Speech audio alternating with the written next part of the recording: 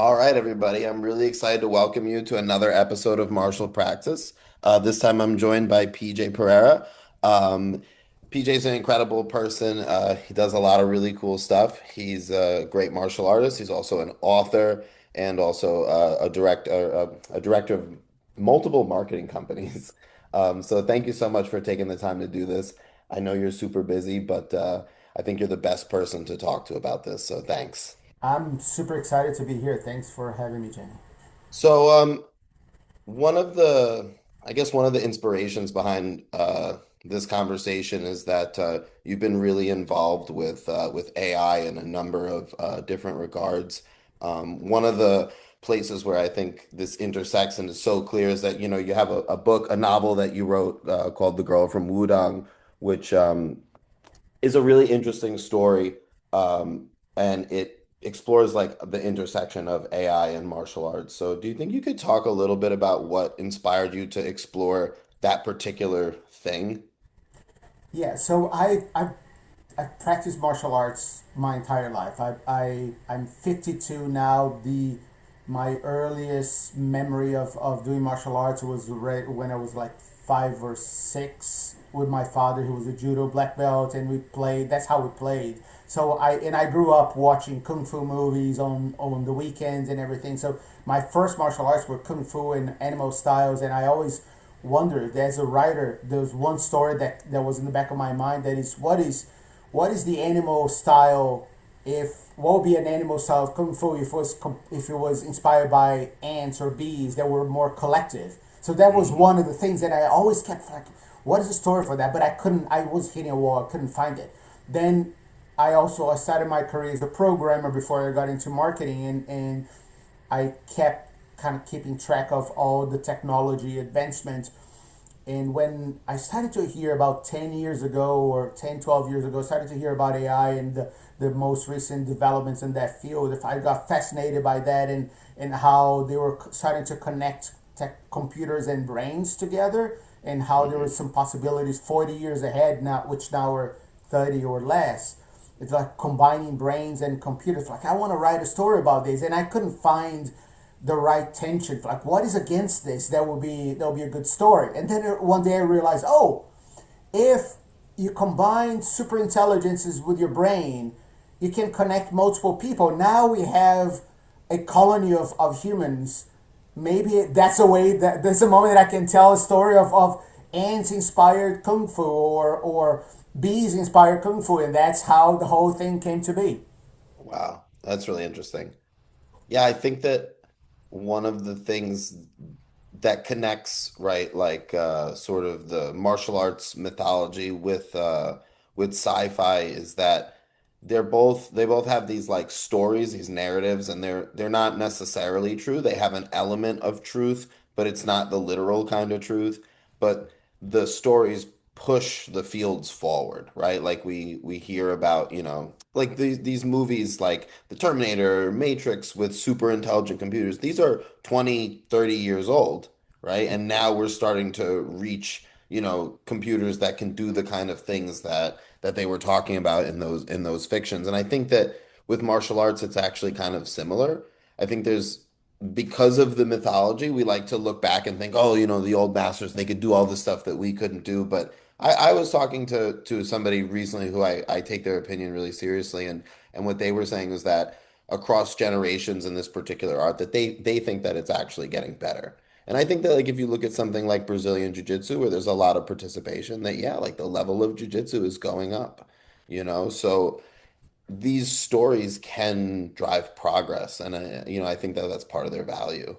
Because all the writing I have done in my life has always, and that wasn't by design, but I look back and I noticed that I always like to include some layer of mythology and ancient stories with the newest thing that are happening, because I think I'm fascinated by the how, despite of everything that is going in our lives and society and planet and technology, there's some things that never change, right? So I Yeah. remember my first books were about African mythology, and I remember kind of talking to some priests in Brazil, and it's like, hey, explain that to me, because I grew up in a Catholic society that is a Brazilian society. It's like, can you explain to me how this religion that you're talking about, this African religion, has gods? They're not good. They're good and bad at the same time. What is it? I don't understand it. And the way Yeah. they explain to me is that, oh, you need to look at these gods as expressions, humanizations of nature. So you think of a goddess of a river, like Oshun, the goddess of a river. She will be a goddess that will provide you water to water your farm and give you food, but it all can Yes. also be the same goddess that will drown your daughter Yes. and kill your Yes. daughter. So Yes. you need to look at the forces that are bigger than you with enough respect to Yes. understand that that could be good or bad. You don't have any control. And I think that mythology, the combination of mythology and technology, allows us to have this colder and calmer perspective. You look at jiu-jitsu, for example. I remember talking about martial arts and jiu-jitsu with people in Brazil like 20 years ago, and they were all secret. A school you cannot train, and if you cross-trained, it was treason. You called it Brunch. creonte because you were basically taking the techniques that this group of people had and letting other people see before the competition. Then Yeah. move forward and pandemic happens, and all of a sudden the schools are closed and they have to make a living, they have to pay the rent. What do? They find these little things that were kind of okay happening there. They're the BJJ Fanatics, and they start to make videos of themselves teaching this thing, Yeah. and BJJ Fanatics transformed jiu-jitsu. Yeah. And now we all have techniques and we're all getting better, and the edge that we all have is still there. But Yeah. but it all comes from the point that forces us to look at technology in a way that wasn't good or evil. It just is. And I think Yeah. that the It's a force. colder, It's like Ogun, right? Like it's just yeah. like it's the train and the iron, and it's it started out with steam, and then it became the combustion engine, and then electricity, and it just like this force of nature is moving forward, And and as martial artists, I think that we are more prepared to think about it in these terms than anyone else because we feel that in our bodies. How many yeah, times we have seen or talked and explained or heard that when someone does something to you, it's not good or bad, it's just what you're being given. And a great martial artist is the one that can take that thing and turn into your thing, to take whatever is being given, whether it's a punch or kick or any kind of attack, and you own it and make it yours, and you turn it on its head and turn it into an advantage. We are trained to do this, and I think that we can help the world see it yeah. philosophically because we I live also it. think martial art is a really interesting thing in that it's right on the line between like art and artisanship in the sense that what we do always has a utility, like it should always be valid for fighting, but then there's obviously infinite creative dimensions. And I think that that element of artisanship with the utility is something that for me, like I've always studied kind of like obscure topics and like, for example, about 15 years ago, I did a lot of work studying the African diaspora religions. Like I'm half black and I was kind of in this racist town and I was hearing a lot of stuff and it was a very charged time. And like, I just was trying to understand like what came out of this thing that happened with the diaspora. These slaves went out of Africa, they brought religions to the New World, and then those religions got kind of hidden inside of Christianity. There was like a really interesting thing there. But one of the biggest barriers was availability of information and then also the languages, right? Like not speaking Spanish, not speaking Portuguese, not speaking Yoruba, right? Like I was at a huge disadvantage. And now I find myself here in 2026 and I'm doing a lot of work with Daitoru Aikijujutsu and there's not a lot of stuff in English, but with these AI tools, man, like I've been able to just that it's not an issue anymore. Like there's a particular service, I think it's called Link AI, that can take a PDF or a scan of a book and translate it and replicate the formatting. So you have like just like a ready to go thing. And so these obstacles that existed before just don't anymore because of these tools. And I think if you come from the standpoint of like the warrior traditions or martial arts, you're perfectly comfortable using these things to beat your opponents, or get a leg up on everybody else. And I think that that puts us in a position to kind of be ahead of the curve with this type of thing that maybe other people are a little bit afraid of. Yeah, there's a nostalgic feeling on any kind of art that and I paint, I write, I have a creative job in advertising as well, but I can see that pattern everywhere. Anywhere where people express themselves through creativity, and martial arts is clearly one of those. There's a certain nostalgic feeling of, oh, this is when I got in, that's how I remember its peak, that's what is best. The Yeah. generation that is walking into right now are going to think that what we are living through is the peak Yeah, this of is what that like creativity is. silly like Woody Allen movie, what is it, Midnight in Paris, where he just wants to go back to the golden era and he finally goes there and he's there and he's like, like it's not. He's like Yeah. everything's the same. I mean, how many times you have heard about this? Oh, this is samurai traditions. Like this is like this. We idealize samurai as these warriors of swords. They use guns. At some Yeah. point, if I like, oh, if I need to win these battles, I'm gonna have a rifle here. I'm gonna shoot. I'm gonna use these new tools.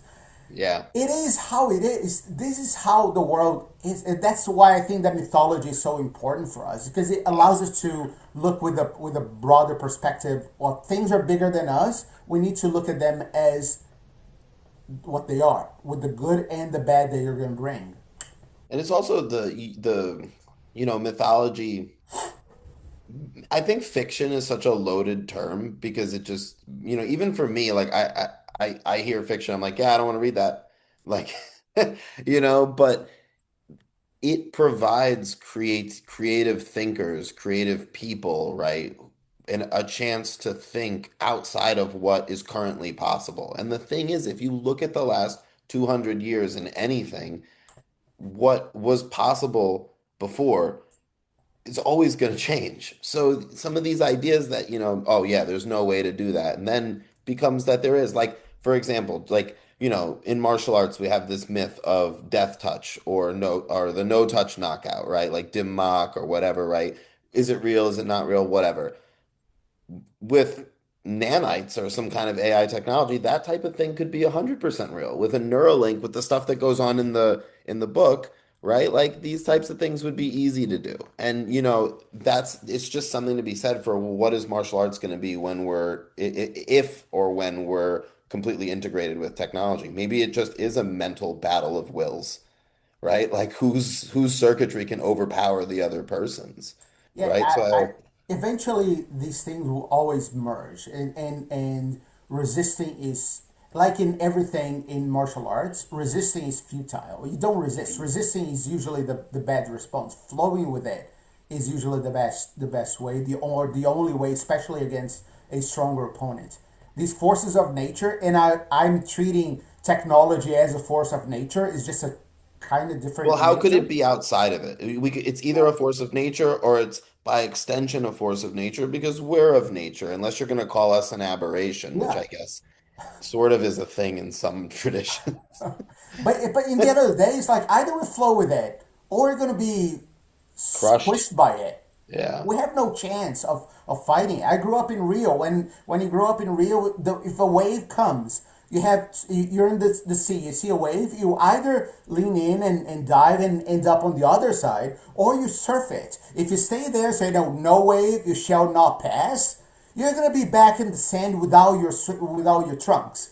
Yeah. And that's Yeah. that you learn that very early in your life, and like it's futile as a white belt try to think that it can beat a black belt on any art because Well, it's not and gonna that happen. goes to the power of the mythology again, right? Like it's like when you have this mythology of Yamaya or Oshun and you understand the personification of these forces, which interestingly, I was just at the Met and I saw old Greek, it was either Greek or from like Tyre, but it was a statue of a personification of a city. So, this is an old thing where cities and places and things and rivers and oceans and all these elements get personified. But it if you're working with this in that way, you're gonna see that these archetypes they play out, right? It's always gonna play out according to these lines, and it's just something that needs to be appreciated. You can't fight those forces, right? Like Yeah. you're not gonna go against them, and that's something that's learned and appreciated through the study of mythology. And if you look at if you look at mythology and the way that technology is portrayed, there are two things that every mythology eventually touches. Like it's use resisting progress is going to kill you, and the other side is that blindly trusting progress and just and the your new powers is also going to kill you. Yeah. Well, Yeah, it's so it like had to be balanced. you can easily sum this up right in the Icarus and Daedalus story, right? Like, he flies too close to the sun, he melts the wings, right? That's the jumping towards the progress, right? Like you don't want to get too close and you don't want to be resisting it. Either of those options, right? Yeah. It's gonna kind of get you're gonna get screwed up in the process. Yeah, the if you look at what's happening right now in the world, there's some big technology they're developing, and they seem to have nothing to do with martial arts. But when you think about them together, they do. Their technologies right now, they're making computers think, which basically means that they can predict things. Imagine Mm. what the implications of martial arts to say we can predict a move, we can predict what your opponent is about to do next, or if you're Yeah. coaching and you can tell, oh, that person is probably going to do this. No, I mean, That, if you look at like Book of Five Rings, what Musashi boils all of fighting and martial arts training down to, don't get surprised, yeah, not being surprised. So the AI predictive, that's AI is basically that. Is a technology, is the first wave of technology that allows you to predict things. It's not just calculating, it's predicting in a fuzzy way. It can tell yeah, what's likely going to happen. If you when you ask ChatGPT to answer a question, it's not really thinking, it's just predicting based on that question, the answer tends to be this. yeah, And it's getting it right. It's mm, fascinating when you study what the technology really is and the result that it gives you. It's like it doesn't make sense that it gets it so right because mm, it's just predicting. It's just like yeah. when you're typing things on your phone, you try to guess what the next word is. Word is gonna be, yeah, AI is that on steroids, yes, that right? makes And perfect then sense. you have that and have connect brains being connected to machines is another even without any connection. Eventually, there's studies in California. They're about 10 years old at Berkeley that they connect electrodes, put electrodes around your head, and they can read your dreams. They can so Yeah, images that you wake up if like I dreamt of an elephant in the savannah, and then you look at the video, and the video had a blob that looked like an elephant in a blob like a savannah. It's like, oh my God, this is eventually going to get there. So it can read brain, you read your mind. There's technology of machines actually being able to emulate the body. When you yeah, combine all those things, we may be about to see all those conversations about like the secret side of jiu-jitsu, the like the invisible jiu-jitsu, the secret kung fu, the secret karate. We may be actually be able to unveil and see things like we have never 100%. been able to see and explain.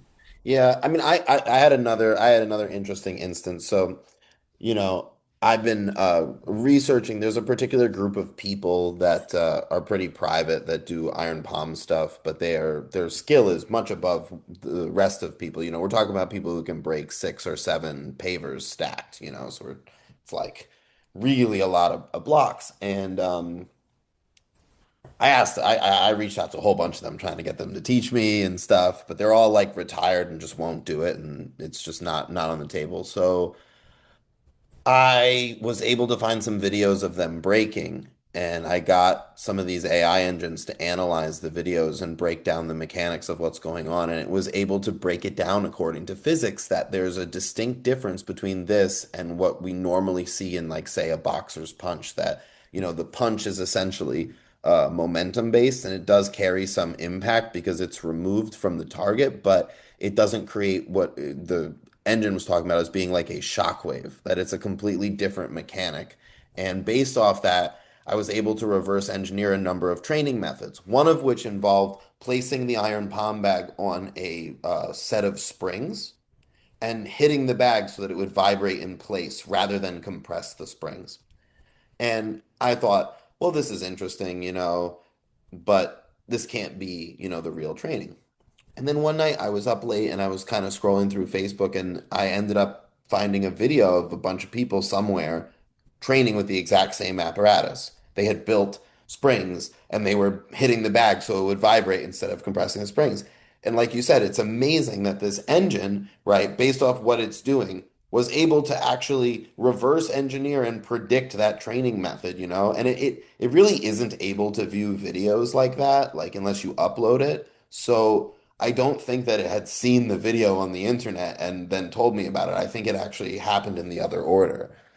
Yeah, and I think that it's going to get more fascinating because right now they call the large language models, they're all based on text, Yeah. right? And if you talk to the biggest names out there, there's a guy that just left Facebook Meta called Young Kun, that he is a French dude that super smart that he keeps talking about. He's like attacking the AI world because he says, we are just limiting what we can. We are not going to get to super intelligent machines with text only because there's text doesn't have bandwidth to of Yeah. information. Yeah. Vision has, tactile information has. That's what we Yeah. have that computers don't, is that we have vision. We can hear, we can feel in our bodies, and machines can only read. I think that we're close to into it already. The machines being able to see things, and when Yeah. vision gets in, it can start to track things that we couldn't before, Yeah. I mean, and it's even our anyone eyes will can tell track you, it. anybody will tell you that for martial arts, language is probably one of the worst ways to transmit the information. Like you can do it best probably in like axioms, like principles and stuff, but as far as like describing movements, it's terrible, right? And then a picture is like much better, but still not great. It's really when you get to like even video is okay. Because I honestly, as an experienced martial artist, and a lot of people have told me that my ability to remember or learn movements is good. Um, I think that you develop sort of like a integrated sixth sense that is like a mental modeling thing, right? So like kind of can almost like I have like a hologram in my head of my own body and my opponent's body, and I can run those holograms through movements in order to describe them, or like if there's two students on the ground over there, I can use that in order to figure out whose arm is where, or if it's your left or your right arm, those types of things. I think that if these AI engines could be have those functions integrated, the tactile, the visual, right? And then the language element, and then have like a sort of space inside of them where they could model the movements, that they could probably be much stronger in this regard. I think that when the visual element of that is going to transform these things, especially for martial arts. Imagine, for example, once these visual maps are operating smoothly, we have versions of it out there in the world, but they're not super sharp yet. But Yeah. imagine if you take that and take the entire BJJ Fanatics database and watch all the videos and learn everything about everything that everyone is being teaching, Yeah. and extract your understanding from there. Now it can see things and can notice little shakes that little moving micro movements, these micro adjustments that we talk about so much. It can probably see better than our eyes because it Mm. has all those things. And once one machine learns, all the machines learn at the same time. Then there's the next level. That's when the robots come in. That is allows a tactical, a physical feeling of that. Oh, I can feel my arm going on that direction instead of that direction. And that's different. That's how they, and that adds another layer of comprehension. There's the robotic humanoid robotics industry is going to be bigger than the car industry in the Yeah. next 10, 20 years. I mean, And I it's, was seeing some videos of these robots playing soccer, and yeah, the movements looked really sharp, right? Like it looked like it emulated human movement and those things. I could definitely see them uh, doing martial arts. One thing that I wonder though is like because their physical apparatuses have differences, right? Like if if they're being taught and trained to fight a human, right, the movements are going to come out different than if they were fighting each other. And I think even their movements would come out different than if you wanted to, like, let's say you wanted one of these for the purpose of developing new martial arts for humans. It would be tricky because you'd have to get the apparatus, the physical structure to match a human's in a lot, as many ways as possible, so that what comes out would be, replicatable. You have to include a limitation, force a limitation. Like there's no reason why an armbar will work on a robot because why would the robot's kind of arm stop here? It can probably any joint here with the robotic joint will go all the way out. Yeah. They're robots working on factories. Their heads turn the other way and their arms just go the other way and they just operate here and here the same way. That's what got me thinking when I saw the soccer robot. I immediately sent you the picture of the Tabian, like the Chinese, like it looks like a Jian, like a straight sword, but it's Uh a huh. it's a solid bar that the elite soldiers would use to break the other people's swords and bash people that had armor. I was like immediately like, man, like the joint locks on a robot would be different, you know? Like I think I could joint lock a robot provided that I was able to break the machinery. Like if it was just built out of stuff that's too strong, then you can't. But there's got to be different angles where those screws and rivets or whatever are more or less vulnerable. Or even if it's like some kind of ball and socket, like BB-88 in Star Wars, right? Like let's say they had those kind of things in their shoulders, right? Like maybe that's susceptible to dislocation or jamming things into it, right? Like, and it just got me thinking on this whole nother, like a totally different level of like, oh man, like, fighting takes so many different forms, even when you understand it on a deep level. But again, I was at the Met and I saw these samurai armor. And I'm looking at the armor and I'm like, man, like fighting in this must have been so different. Like it's no wonder that you look at some of these old kata and you're like, that's really strange. I mean, but when you look at what they were wearing, and it's also really fascinating to think that it must have given them some advantage, like you're better off wearing that than going into battle, with nothing on. And it's wild to think that this highly modified place was actually useful, right? And that it comes right back to the robots, right? I mean, If you think of what is, I think that we need to think about what is the context of the martial arts as well. It's like you're thinking about, if you think of a robot as a device that can teach you, can learn and teach you to fight another human, we need to impose limitations. So, okay, if robot, from now on, if your arm goes beyond that point, you lose. you lose, right? You have to teach that limitation. The same way that you teach a limitation on training, on sparring, But or it's to, weird because that's exactly what Brazilian Jiu-Jitsu isn't supposed to be, right? It's supposed to be we're going to break that arm, right? Whether yeah. it's a robot or a human or, we're going to, like I always think like what if a pit bull attacked you? You have to rear naked choke it, right? So it's like there's kind of something in I don't know, the ideology of Jiu-Jitsu, at least that as it was presented to me, that's like it can't be that we teach the robot that when it gets here its arm is broken. We have to find a way to actually break the robot. Yeah. But I get what you're saying. If the Yeah, yeah. purpose of the robot is for teaching, Yeah, right? if Because if there's, we're thinking of art martial arts as human versus robot, we may need to go back to uncover a lot of old samurai things that attacking here or here doesn't matter. You have to find that one little sliver on the throat and do like a yeah. it's rip the wire. It's like the throat rip is going to come back because that's the only way that we have to find that little wire that will turn the fucker out. Or water guns or something, Yeah, right? water guns. Yeah, it's, Nerf guns will be like the ultimate weapon. We prepared so much for the zombie apocalypse, but now we should be kind of just piling up on water tanks and Nerf guns to protect us from the robots. Oh man, that's wild. Yeah, there's so many dimensions to what could be possible, right? Like, I mean, we could obviously have robot instructors, right? And then you could have robot on robot dueling. You could have robot versus human dueling, probably unethical, but I would do it. Um, and it's You're gonna just, need your iron palm for that. yeah, definitely. But so it's just interesting. There's a lot of different dimensions, and then there's obviously the element of like war, like robots just for the purpose of combat and destruction, which again is like, it's kind of a scary thing to think about when you th look at the capabilities that these things have, especially, when it's used in that way. So it's just fascinating. I mean, there really is like quite a few different ways that this could come into the field. I guess the big question, and this is the thing that I think artists in a lot of other fields are more worried about. Maybe martial artists are just being a little bit stupid here by not being worried about it, but the painters and the musicians are really concerned.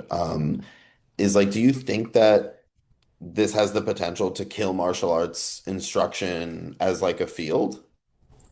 I don't, and I don't for a very specific reason. The reason why any creative field is any creative activity or piece of work, the reason why it matters for humanity is because people ultimately, the general population is amused by courage. I think that the creative applications of anything is they come from the fact that someone sitting on a sofa or in a chair or on their bed looks at it like, I wish I had done that. I was watching the Winter Olympics and I'm scared shitless of heights. Yeah, I can fight people much bigger than me and I can lose, but I will do it. But put me in a high place, I freeze, right? And I was yeah, looking at those people just going down those hills and jumping and doing like these weird positions. These people can die. And I was yeah, fascinated by how can a human being, knowing that they may die just like me, they still yeah, do it. I yeah, think yeah, that when they see a martial, when they see a UFC fighter doing kind of fighting, or see a boxer, they what they're looking for is that person has the courage to do that. In all the creative fields, they're just a mental version of it. The Mhm. martial arts is right in the middle of these simple the physical acts only and the creative mental tricks only. I think Yeah, soccer is a little bit on that field as well. That is a very creative kind of sport that people watch Mhm. fascinated by. I wish I had the magic to do that. We're gonna have the Yeah, World Cup now. We're gonna see this happen. It's like, oh my God, look what that person did. We yeah, watch yeah, yeah. the ADCC and feel like, oh, look what that person did, and Yeah, what I think that's why like somebody like Pele, right, was like so like, like head and shoulders above these other soccer players because of the creative element, and that's we like, and like to that's see also that there's unique to another human Brazilian doing it. culture. And I think to your the long-winded way to answer your question, do you think that it's going to kill martial arts? No, because we like to see that to know that there's another human being doing that. And Mm. even if robots are to fight, we will still we may even enjoy robot fighting, but we'd like to know that there is a human being doing that. When you watch CJI 2, they're like, okay, there's another element that was added, like the coaches played a big role that didn't exist in martial arts before, that's setting up the strategy in line. But it's fascinating to see that there was one person making those thoughts and makes you wonder, would I have made that call or not? Yeah. So every time you feel like there's another human being making a decision, that fascinates and amuses us. So Mm. I don't think that that's going to go away, but it will be damaged if we try to resist. If we start to look at what is this new world and what is our role as human beings in this new system that is going to be, then we're going to be just fine. Fascinating. Yeah, I think that like, there's just so, how do you say it? There already is, robot fighting, right? Like we already have that, and we still have the UFC. It's something that people do really love to see other people make decisions and make those calls. And I think that that human element, yeah, it makes sense that that would be the point of preservation for this versus, this kind of unprecedented progress that's going to happen everywhere else. Like it's not going to be your technical knowledge, right? Creativity and skill and obsession are amusing, and it will always be. We'll always be going to be amused by people who dedicated themselves so much to something, and it's like, oh my God, it's like you and Iron Palm. It's like when you see the will being the amount of effort that is going to take for you to be an Iron Palm master really good. is going to be so big that you're not going to be able to train anything else. So it's probably not worth it. But it's Yeah. still amusing to see that one person had the made the decision to do that decision that you wish you had done, Yeah, but you yeah, can't yeah. because you have other things to do. Totally, totally. No, it makes Yeah. perfect sense. And I also think that it's interesting too because something that I've been looking at more and more and trying to understand is the intersection between the martial arts and performance arts because there's so much overlap and it kind of gets brushed under the rug. And even in something like UFC, there's huge amount of performance that goes on. And what I'm hearing from you too is that the element of martial arts that's probably going to stick around through this is going to be the performance element. So it's quite interesting because that's something that with the rise of Brazilian Jiu-Jitsu in a lot of ways has been downplayed, right? Like we went so deep into the idea of like what is effective and just solely focus on what is the most effective. I think almost to the detriment of being effective because part of what makes things work is the element of surprise and creativity. Yeah, and I think that when you combine, when you bring this new wave of technology, it allows us to highlight that more. People help people see it more and show, see, this just happened. If you see those machine, I don't know if you have seen it. There's some machines that look at people fighting and they put these little kind of almost straw man drawings around the body to see what's happening. They're like, oh, that's what is actually happening. It allows us to see, for us as human beings, to see things that we couldn't see, like see all the invisible things. Of like now we can track. We can go way deeper into the performance and the creativity and the obsessive power behind all those things. So like I never imagined that would be the things. And like someone, you gotta try and you gotta see and you gotta be, even to be fascinated, you need some level of knowledge. And Yeah. we grew up learning through words, and words are a very limited thing. If you look at African societies, for example, they a lot of them spread and maintain knowledge through dance, Mm. because dancing is a way more complex, three-dimensional, four-dimensional way of bringing, of registering knowledge that writing cannot, and that Yeah. they could keep knowledge along the way. Now we may have another wave that is more bandwidth than words. They're more bandwidth than dance and motion that you can remember. I mean, katas. Yeah, Take that's what kata. exactly A what I was kata thinking. Yeah. is a way to register movement that you cannot write. Then you punch in that Yes. specific way. What is the difference between this and this? You Yes. cannot describe it words. Yes. We Yeah, can yeah, yeah. do it by hitting the person in the back of the head. That's not that. That's wrong. Yeah, no, no, no. I get exactly what you're saying. There's a lived tradition that's like inherited, right? And it's a question of how do we pass information from generation to generation. There's been a lot of, it's interesting because somebody was talking about this many episodes ago, talking about the katas as a way of preserving information. They were kind of saying that, it's not the best way on its own, but it's interesting because the way you talk about it is not the kata as an independent entity, but kata as part of the relationship with the teacher and the training, right? And in that context, in the context of correction, in the context of application, in all these contexts, it becomes a way to preserve a style, right? And it's Kata sort is of a book, like, yeah, right? it's like a seed, right? It's Yeah. it's the genetic code of the style, um, which is it's quite interesting too to think, that again, like with the AI really brings in this dimension of multiplicity because it becomes many martial artists, probably up until Bruce Lee, honestly, they're almost everyone's goal was to perfect a style, Yeah. right? Your goal was to be the best in the style. And then Bruce Lee kind of changed the game where it became, well, what if we could make the perfect style? It kind of made a big shift. So now, people do both, right? You have basically traditional martial artists who, for the most part, try to perfect one style or a few related styles. And then you have like the combat sports people or the MMA people who are sort of looking to either they're looking to fight with it with the tools that they think are going to work the best. And then you have some people who sort of make their own styles, right? Like they kind of blend things together.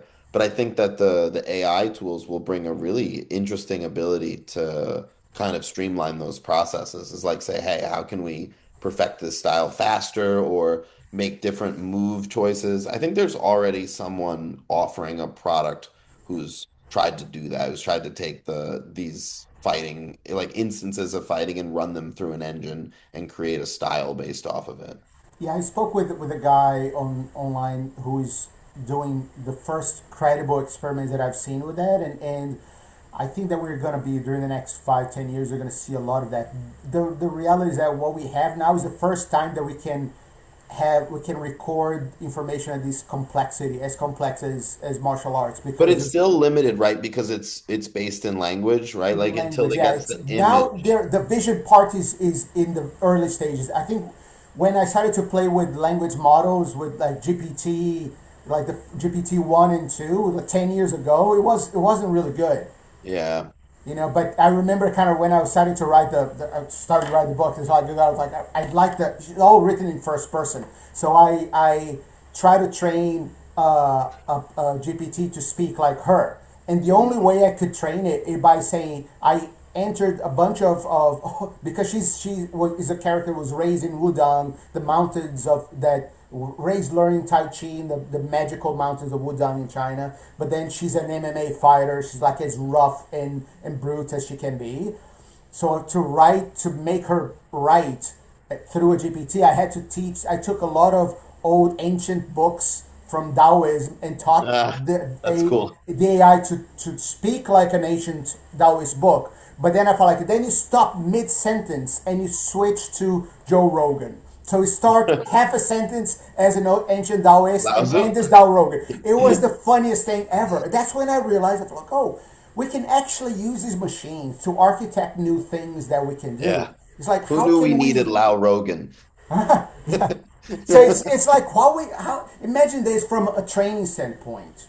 Yeah. We do something. We take your fight, you take your role, and put in front of the machine, and the machine is like, tell me what I did wrong, how I could have done better, and the machine can say, oh, that person look kind of fights a little bit like I can see the influence from Gordon Ryan, but Hmm. I think that the best moments here were more like. Marcelo Garcia. Marcelo Yeah. Garcia. So I think that you see what he did here. If you just move your elbow a little bit that way and take Uh, this bigger jump here, you would have been more powerful because it can track that. Oh, you need a different book. You operate it. If you read a book on engineering, you're not an engineer yet.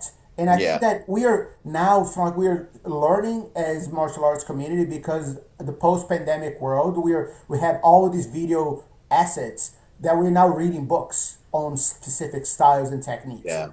There's a layer above that is understanding all those things and that is looking at you and can interpret you. That is the kind of thing that only right now only a person can do. But even the person doing it is limited Yeah. by what they know. Now the Totally. machine can do it that for you, and then you go to your teacher and say, "All right, I have done this and I learned this," and then the teacher can say, "Okay, let me tell you a little secret. If you go with your hand like this instead of this, it changes that technique because Yeah.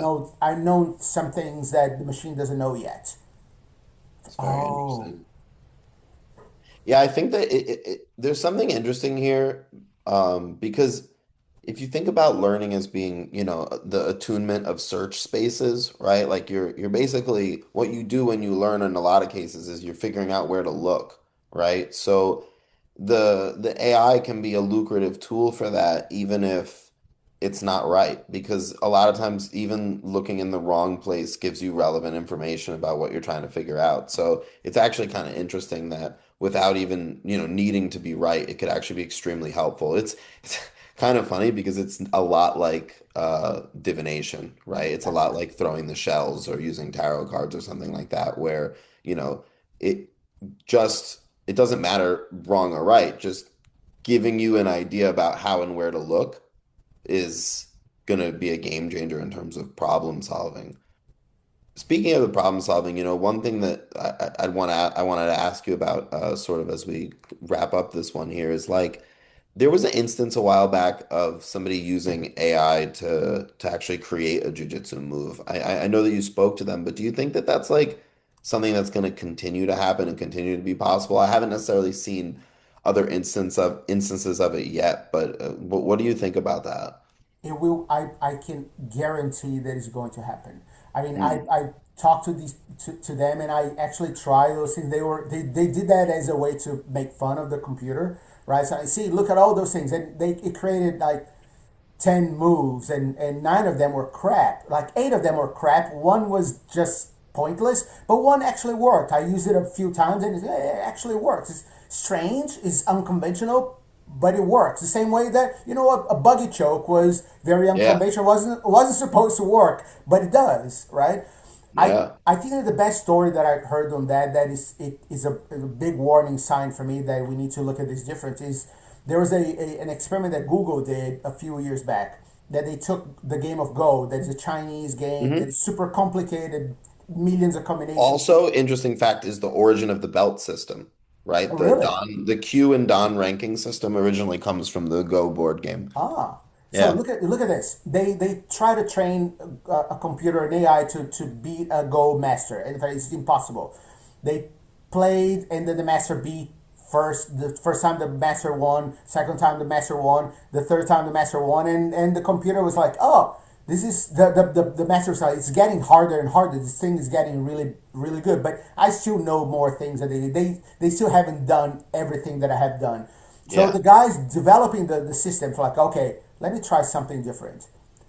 He stopped training the system based on what the what people knew and what people already voiced, right? And they just had two computers kind of erase everything, just taught two Just go at it. computers, and it's like, now just go at it. Just, the rules, go start to play. And they started to play millions of games per minute.